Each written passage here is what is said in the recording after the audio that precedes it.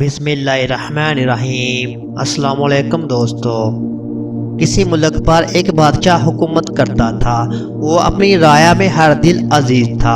उसके मुल्क का हर हासो आम इससे खुश था। उसका वजीर भी अच्छा था। बादशाह रोज सुबह अल्लाह का नाम लेकर उठता और अपनी अवाम की भलाई के कामों में लग जाता। जिंदगी यूं ही गुजर रही थी कि किसी दुश्मन मुल्क ने हमला कर दिया। बदकिस्मती से बादशाह को शिकस्त का सामना करना पड़ा और बादशाह को कैद में डाल दिया गया। आहिस्ता आहिस्ता हालात फिर से मामूल पर आने लगे। आने वाला नया बादशाह भी राया का दिल जीतने में लग गया। जिंदगी फिर से रवां दवां हो गई। मगर यहाँ कैदी बादशाह अपने शब रोज ये सोचने में लगाने लग गया कि आखिर उससे कहाँ ऐसी कोई गलती या गुनाह हुआ है जिसकी सजा मिल रही है।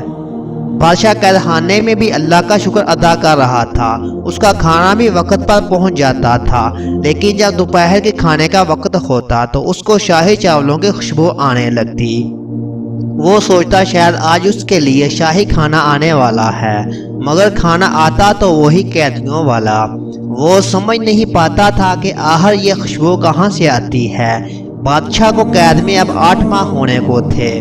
एक दिन बादशाह को सुबह का खाना ना दिया गया और दोपहर का खाना भी उसके मुकर्रर वक्त पर ना पहुंचा। अब बादशाह को भूख सताने लगी कि अचानक उसको वही शाही चावलों की खुशबू आने लगी। उसने अपने कैदखाने में मौजूद रोशनदान से आवाज लगाई कि अगर कोई अल्लाह का बंदा उस तरफ है तो मुझको खाने को कुछ दे दे, मैं भूखा हूँ। कैदखाने के बाहर एक आदमी था। उसने कपड़े के अंदर कुछ खाना बांध कर रोशनदान से अंदर फेंक दिया।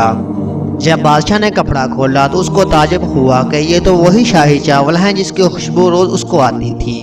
बादशाह ने फौरन पूछा, आप कौन हैं? दीवार के उस पार से आवाज आई कि मैं एक फकीर हूँ और रोज भीख मांगने के लिए यहाँ बैठता हूँ। ये सुनकर बादशाह को मजीद हैरानगी हुई, क्योंकि शाही चावल एक फकीर के पास क्यों के हो सकते हैं।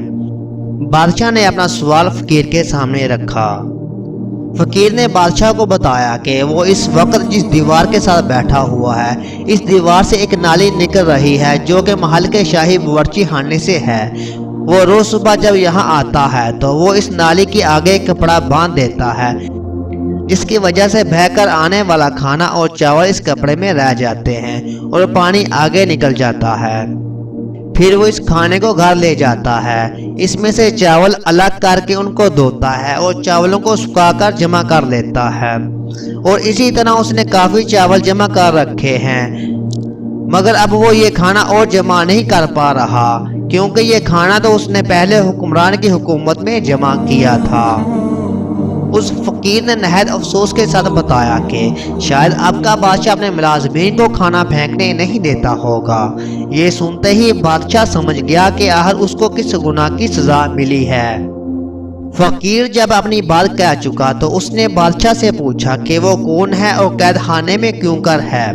बादशाह ने अश्कबार होकर इसका जवाब दिया कि वो एक बदनसीब बादशाह था और वो इस वक्त अपने अल्लाह की नेमत को ज़ाया करने की सजा काट रहा है। अल्लाह की नेमत सिर्फ अनाज ही नहीं बल्कि हर वो हलाल चीज़ है जिसके इस्तेमाल से हमको सुकून फराहम होता है, जैसा कि हवा, पानी, मकान, कपड़ा, तेल, गैस और बिजली। ये सब हमारे अल्लाह की नेमतें हैं। जो चीज़ आपके काबिल इस्तेमाल ना हो, आप उसको अपने किसी ज़रूरतमंद बहन भाई को दे दें।